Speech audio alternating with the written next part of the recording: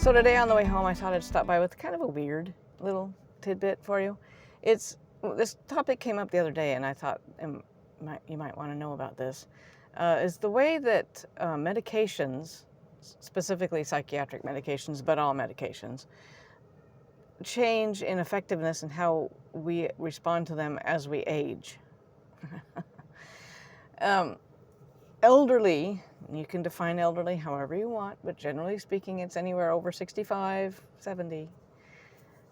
Elderly patients, clients who are on psychiatric medications, like for depression or anxiety or bipolar or schizophrenia or anything like that, just because you have one of those conditions doesn't mean that as you age it's going to go away.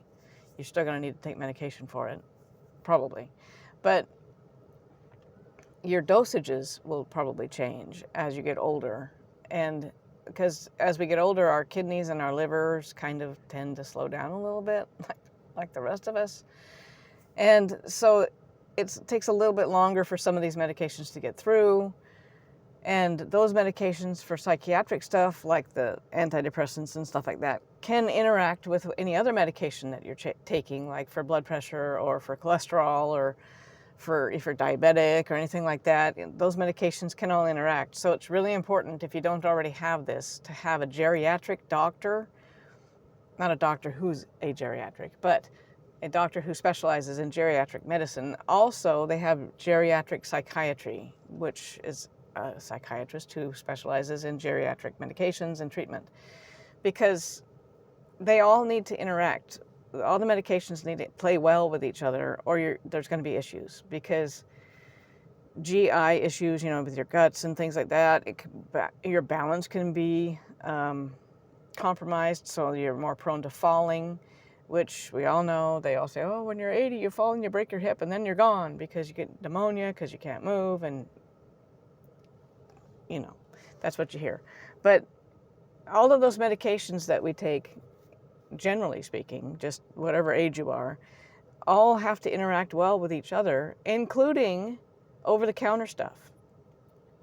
And that can include, herbal medications like St. John's wort and things like that, because especially St. John's wort, because I don't even know if they still sell it in California, but that one is specifically very particular about not playing well with others.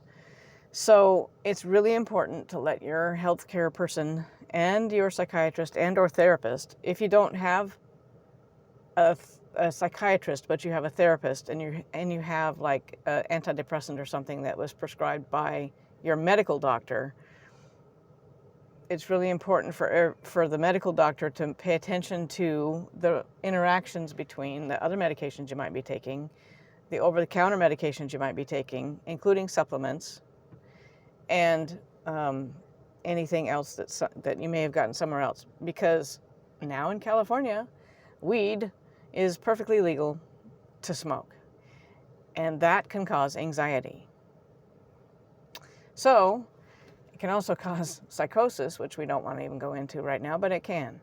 So because things are legal doesn't make them okay to interact with certain medications. So it goes, I see on the label of anything that you get from the doctor or whatever, says, don't use alcohol with this, and don't operate heavy machinery. Well, same goes for weed.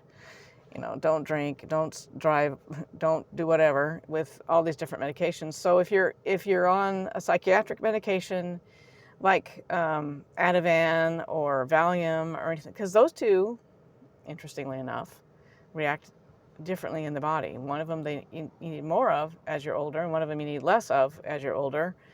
And not just because the kidneys and liver start to slow down, but your metabolism slows down, and just getting rid of it out of your body takes longer. So make sure, again, that all your medications play well with each other, or else there's going to be an issue. This came up because a few weeks ago I went with a friend to see her husband in a nursing home, and they had been giving him something for depression. I don't know what it was he was taking, but he was completely flat. It's called flat affect. He was just like there, but that's it. No emotion, just there. because he had had too much combined with his other medication. So they took him off of the antidepressant medication, and he came back, you know. And so they had put him on it actually for anger, because he's getting a little bit of dementia, and so that was coming forward. And just because it's an antidepressant or an anti-anxiety medication doesn't mean that that's what they're putting you on this for. It can be for something else. Like, for example, Prozac. Sometimes they'll put you on Prozac for gut issues, a super, super, super, super minor, tiny little dosage.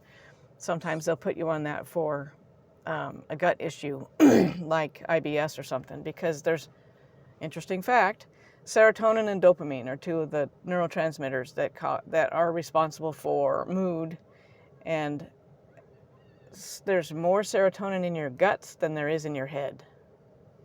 Like they say, like 95% of it, serotonin, is in your guts. So if your guts aren't happy and you're in a bad mood, or you have depression or anxiety or whatever, that could be why. Happy guts make for a happy mood, in theory. Not always, but in theory. So if you can make your guts a little more happy, then you have a better chance of improving your mood. Every little bit counts, right? But anyway, the point of it was, if you're an elderly client if you are elderly, or if you have an elderly family member who is on medication, any kind of medication, psychiatric or not, make sure they play well with each other, or else there's going to be an issue. So that was it. That's all I got. That's all I got for today. I'll leave you in peace, and I'll be back later for something else, I'm sure. So thanks for joining me, and I will talk to you later.